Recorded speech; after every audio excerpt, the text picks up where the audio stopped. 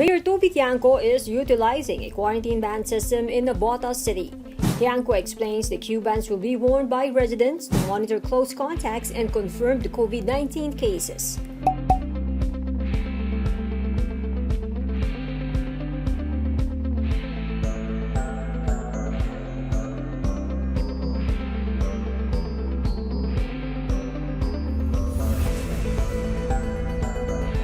White Q-bans are worn by residents in areas under lockdown.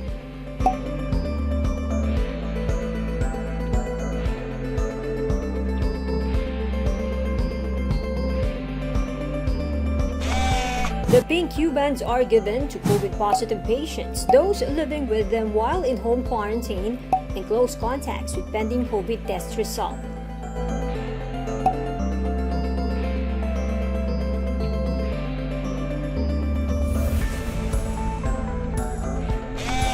The Q-bans are monitored daily by the local Disaster Risk Reduction Office. Each tag has a QR code that needs to be scanned as they reply in text messages. Failure to respond at least 3 times in a day is considered a violation.